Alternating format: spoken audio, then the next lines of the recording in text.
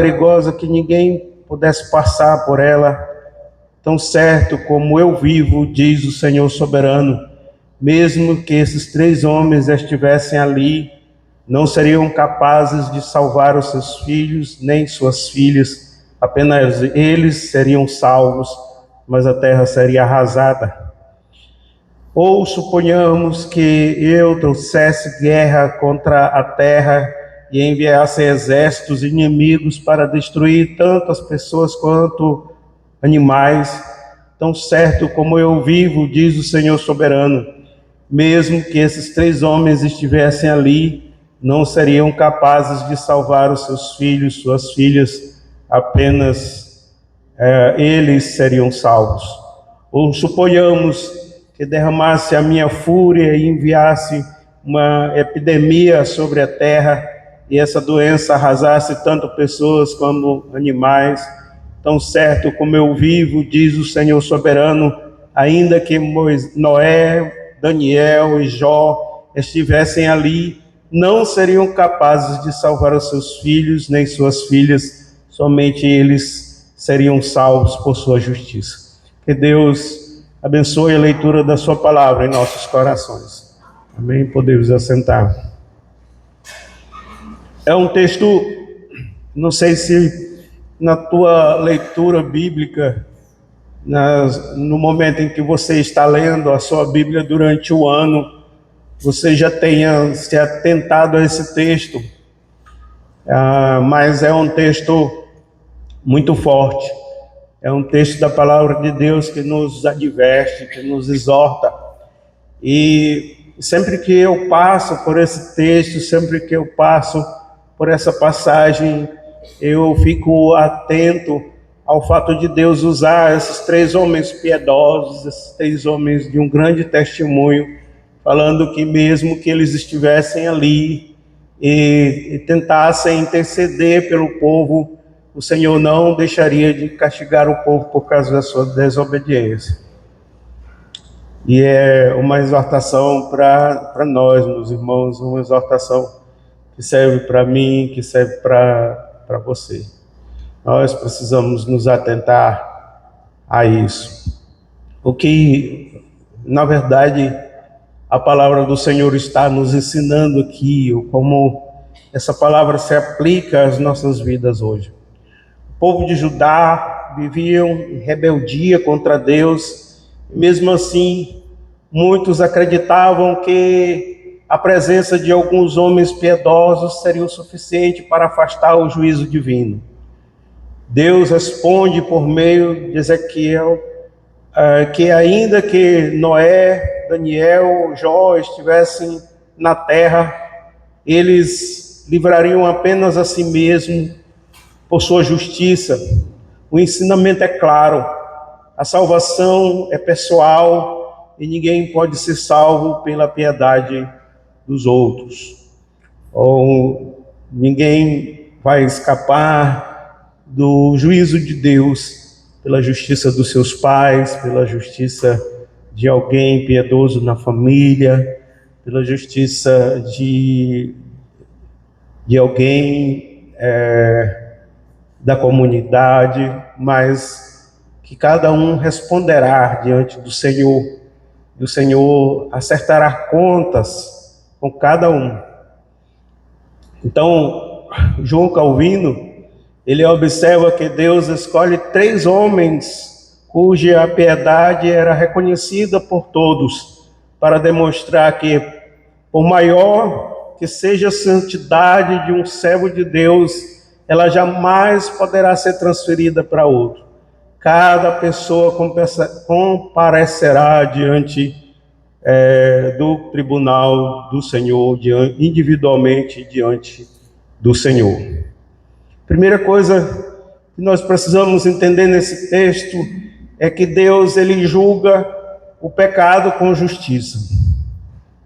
Às vezes nós ouvimos uma frase das pessoas que não compreendem a tarisca de Deus sobre amor e justiça, e dizem, mas Deus é amor, Deus não castigaria o seu povo, Deus não derramaria sua ira sobre o seu povo, e o que na verdade nós vemos é exatamente o contrário. Deus adverte, Deus passa um bom período aconselhando, um bom período usando os profetas para mostrar o erro do povo, para que desse tempo para o povo se corrigir, mas o povo continuava em idolatria, na prática do pecado, na idolatria, até que no momento o Senhor, ele executa juízo.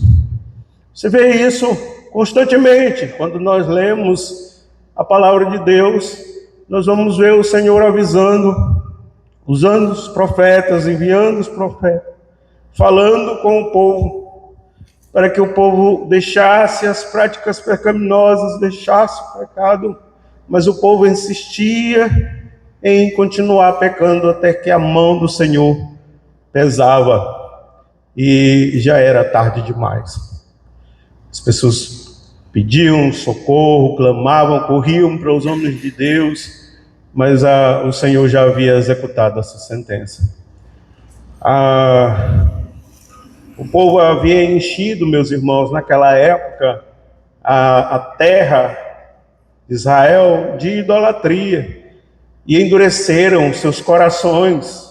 Deus anunciava o juízo, que o juízo seria inevitável, mas o povo continuava com o seu coração endurecido, sem arrependimento. Uma coisa que é muito importante para nós cristãos, para mim, para você, como cristão, como servos de Deus, é dar ouvido à voz do Senhor. Pergunta: o Senhor, ele não tem exortado você? O Senhor não tem falado por intermédio da palavra de Deus ao seu coração? Às vezes nós ouvimos uma repreensão, ouvimos uma mensagem que é direta ao nosso coração, mas porque é o pastor Cláudio que está pregando, porque é um irmão que está pregando, eu não quero aceitar essa mensagem, mas a palavra falou diretamente ao meu coração. E ao invés de me arrepender dos meus pecados, ao invés de compungir o meu coração se endurece, meu coração se torna duro para ouvir a exortação do Senhor. E o Senhor vai falando, usa pessoas, e quando usa alguém que é amigo, que quer o bem, para chamar a tua atenção, você se torna inimigo dessa pessoa, a pessoa se torna inimigo para você, porque ela está querendo o seu bem, está sendo usada por Deus, está querendo o seu bem, e se afasta dessa pessoa porque ela te chamou a atenção. O coração, ao invés de receber a exortação e se arrepender, se endureceu e se constitui as pessoas, fazem das pessoas que querem o bem seus próprios inimigos. Imagina, será que nessa realidade nós estamos também endurecendo os nossos corações como o povo de Israel?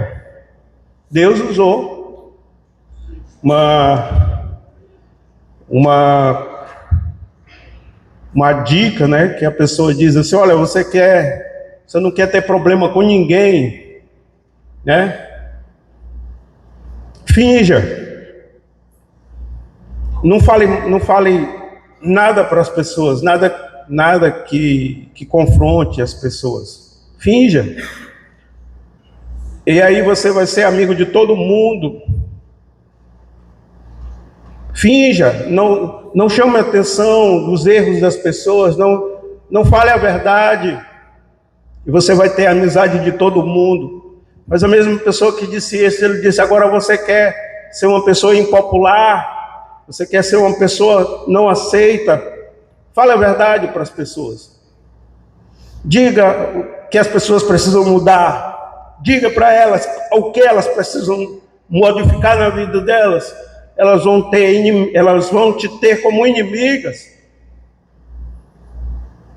Então, a palavra do Senhor trazia uma exortação, e ao invés do povo se aquebrantar diante de Deus, ela tinha os profetas como inimigos. Ela tinha aqueles que eram usados por Deus como inimigos, ao invés de aquebrantar os corações. Mas, meus irmãos, existe uma verdade que não pode ser escondida. Deus, Ele trata com o pecador. Deus, Ele trata. E é muito bom, entenda, quando nós ouvimos a palavra de exortação e nós nos arrependemos.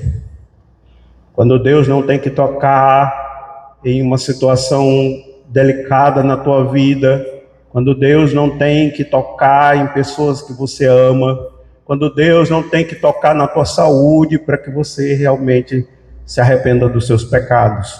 É muito bom quando a gente ouve a palavra de Deus e se arrepende.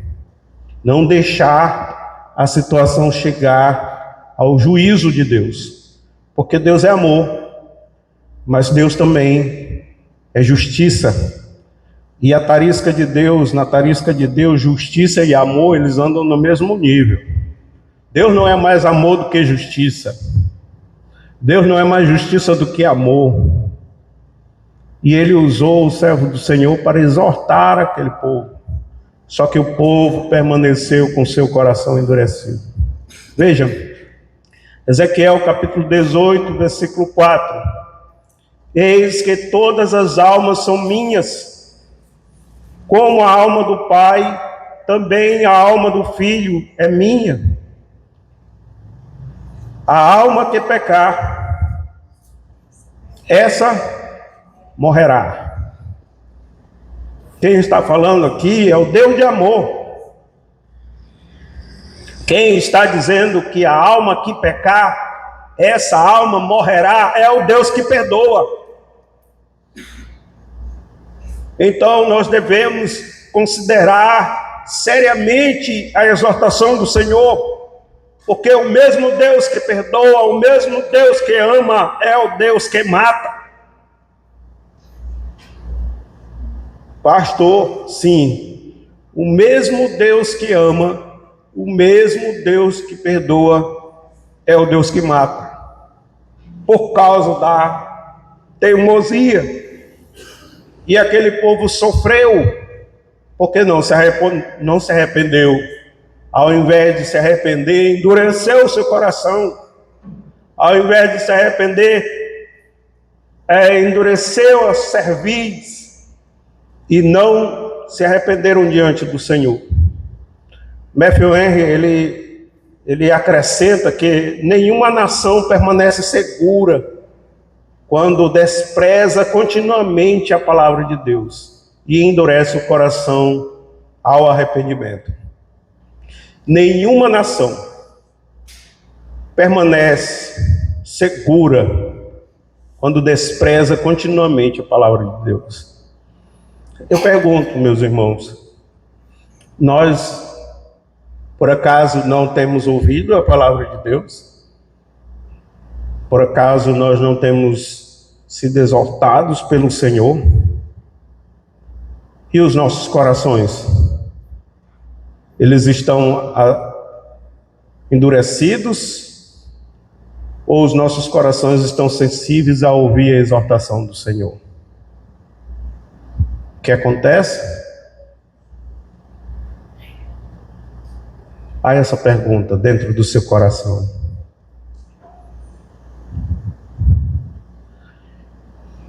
A aplicação desse primeiro tópico é que o pecado nunca deve ser tratado com leveza. Deus continua sendo santo e chama todos os homens ao arrependimento. O pecado nunca deve ser tratado com leveza. Hoje o Brasil perdeu, né? A Noruega. E talvez você não queira admitir, mas talvez você tenha chorado de tristeza, porque a seleção brasileira perdeu de 2-0. Conseguiu fazer o gol, eu desliguei a televisão. Eu mesmo não quis nem assistir o final. Perdeu de 2-1, então. Que tristeza. Mas, meus irmãos, eu pergunto, responda para o seu coração: você ficou triste? Às vezes nós ficamos tristes que nós choramos, não é verdade? Triste que nós choramos. Mas você sabe o que deve trazer tristeza aos nossos corações e nós chorarmos inconsolavelmente? É o pecado. Não é porque o Brasil perdeu, mas quando nós estamos na prática do pecado, quando nós identificamos pecado nas nossas vidas e não choramos e não nos arrependemos. Temos nos arrependido dos nossos pecados? Temos confessado as nossas culpas, chorando? Eu já contei aqui uma vez, a Anelisa foi fazer a prova de carro para tirar a habilitação e errou lá uma das regras e foi reprovada no carro. Logo em seguida foi fazer de moto, nervosa por causa da primeira. Também não passou na moto na primeira vez. E a Ana Elisa chorava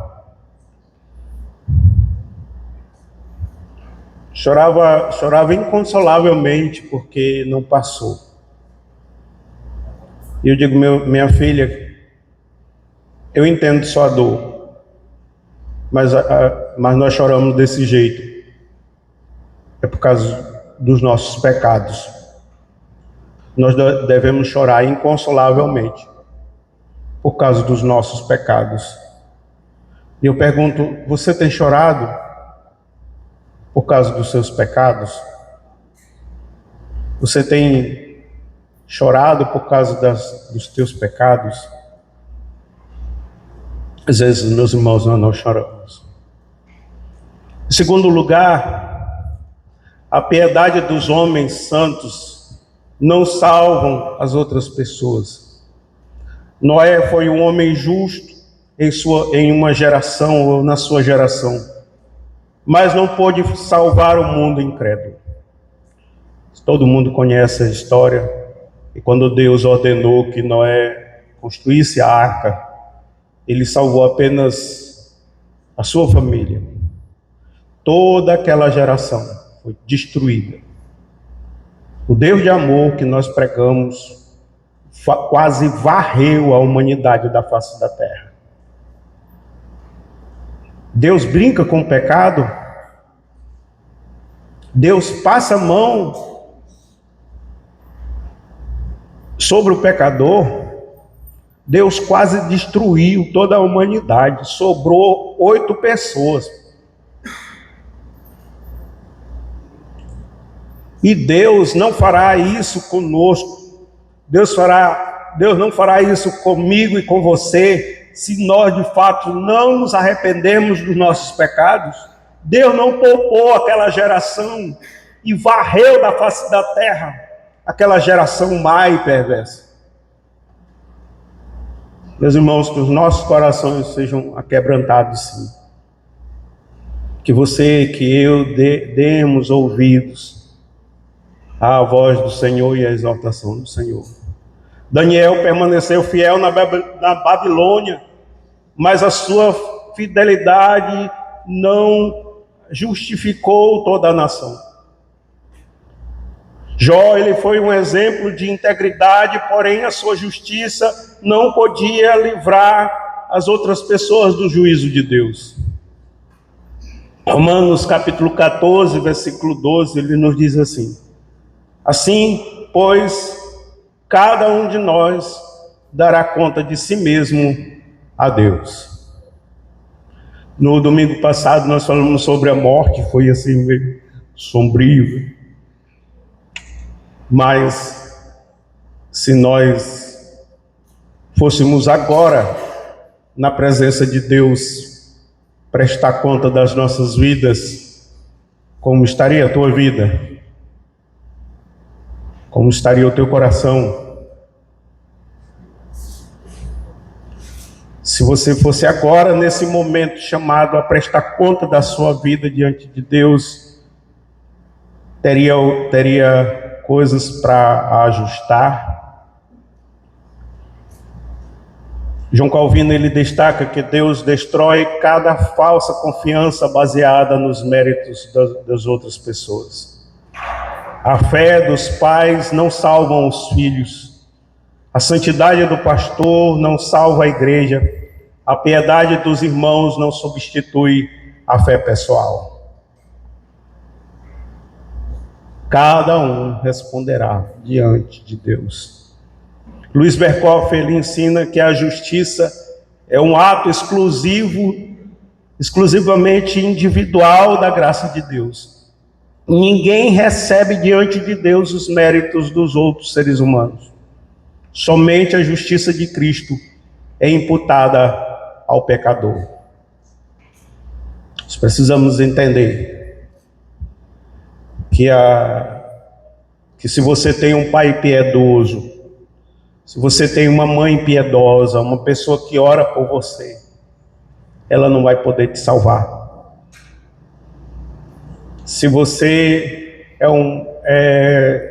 tem na sua casa uma pessoa que deu testemunho durante toda a sua vida, a fidelidade daquela pessoa não vai poder te salvar. Você vai responder diante do Senhor. Nós vamos responder diante de Deus. Nascer em um lar cristão, frequentar uma igreja fiel, ou convidar as pessoas, ou conviver com pessoas piedosas, não garante a salvação. É necessário arrepender-se e crer pessoalmente em Cristo. Nós precisamos, meus irmãos, nos apegar ao Senhor. Nós precisamos nos voltar para o nosso Deus. Você sabe qual era o propósito dessa mensagem de Ezequiel ao povo de Israel, ao povo de Judá? É que eles se voltassem para o Senhor. É que eles compungissem os seus corações e se voltassem para o Senhor. Sabe, uma diferença muito grande existe entre uma pessoa que tem fé, uma pessoa que tem o coração aquebrantado e um incrédulo. É porque quando nós ouvimos a palavra de exortação, isso mexe com os nossos corações. Isso nos traz, de fato, o desejo, a vontade de se voltar para o Senhor. Mas o povo de Israel, meus irmãos, naquele contexto, não se voltou.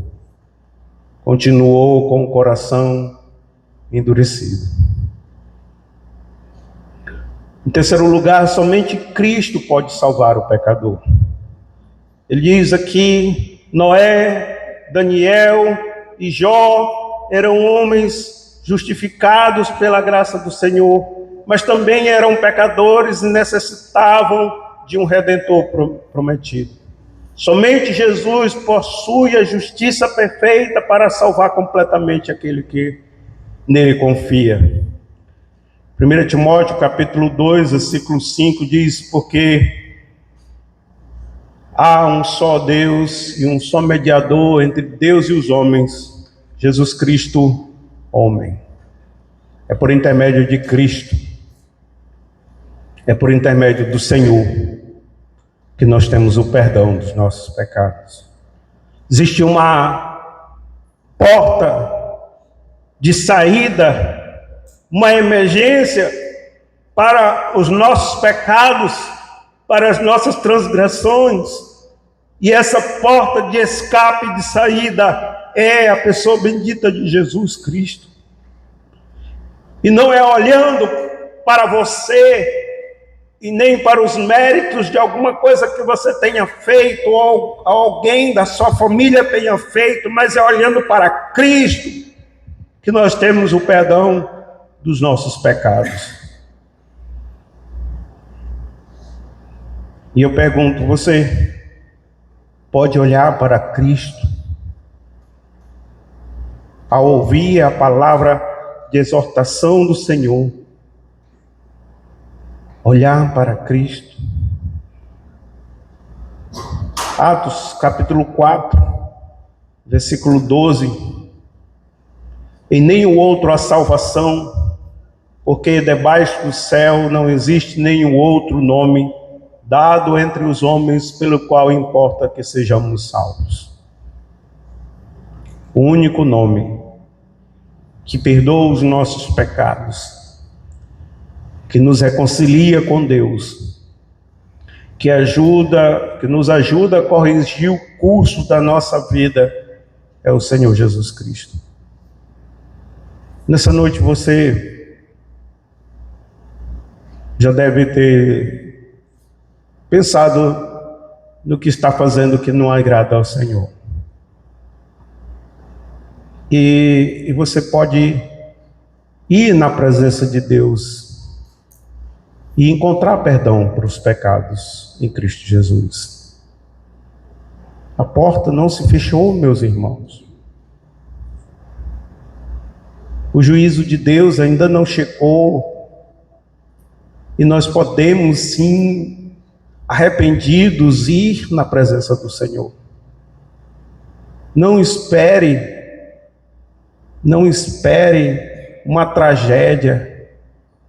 Não espere o Senhor ter que mexer com a tua família e ter que mexer com a tua saúde para que você se volte. Não espere um diagnóstico, algo sério, para que você se volte diante do Senhor. Mas se arrependa. Se arrependa, porque há perdão em Jesus Cristo para nós. Há perdão para Jesus Cristo, em Jesus Cristo para você, para mim, para todos nós. E nós podemos ir diante do Senhor, ir na presença do Senhor e confessar os nossos pecados. João Calvino, ele afirma que toda esperança da igreja repousa unicamente em Cristo, pois somente Ele satisfaz plenamente a justiça de Deus. É por isso que nós olhamos para Cristo, porque toda a ira de Deus foi derramada sobre o Cordeiro de Deus, que tira o pecado do mundo, e todo o perdão está no seu sacrifício vicário lá na cruz do Calvário, por mim e por você. A riqueza de perdão, a riqueza de reconciliação em Cristo Jesus. E nós podemos ir ao trono da graça, nós podemos ir a Cristo e confessar os nossos pecados. Só não podemos, meus irmãos, é permanecer com os nossos corações endurecidos. Ao ouvir a palavra de Deus, ao ouvir a exortação, continuar com o coração endurecido. Mas saber que há perdão. Martin Lloyd Jones, ele ensina que o maior perigo da religião é levar o homem a confiar em qualquer coisa além de Cristo. Pastor, eu sou um bom dizimista. Pastor, eu sou uma pessoa frequente na igreja, não perco um dia de domingo. Pastor, eu já li a Bíblia 3 vezes esse ano. É muito bom, são muito boas essas coisas que eu estou citando aqui. Mas não são méritos próprios, meus irmãos. Não é a religiosidade, mas sim a pessoa bendita de Cristo em qual nós alcançamos graça diante de Deus. Eu repeti, o maior perigo da religião é levar o homem a confiar em qualquer coisa além de Cristo. A nossa única esperança é a justiça perfeita imputada ao que crê em Cristo.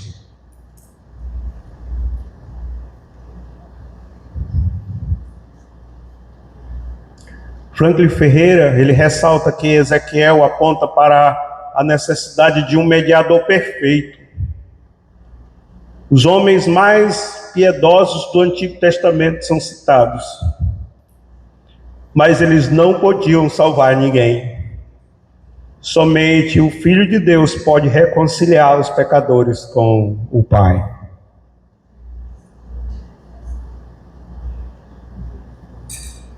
Só Cristo pode nos levar a Deus. A nossa confiança, ela deve estar exclusivamente em Cristo. Nenhum líder espiritual, tradição religiosa ou boa obra pode substituir a obra perfeita do Salvador. Ezequiel nos lembra que cada pessoa responderá individualmente diante de Deus. A justiça de Noé, de Daniel e de Jó não podia salvar Israel da mesma forma que ninguém será salvo pela fé dos seus pais, de sua igreja e de seu pastor. A única esperança é Jesus Cristo, cuja justiça é perfeita e suficiente para salvar todo aquele que se arrepende e crê. Você tem compungido o seu coração? Se volte para Cristo. Eu encerro com Efésios capítulo 2, versículo 8 a 9. Porque pela graça sois salvos mediante a fé, e isso não vem de vós, é dom de Deus, não de obras, para que ninguém se glorie. Pela graça somos salvos, e devemos voltar os nossos olhos para o nosso Senhor e chorar pelos nossos pecados. Vamos orar?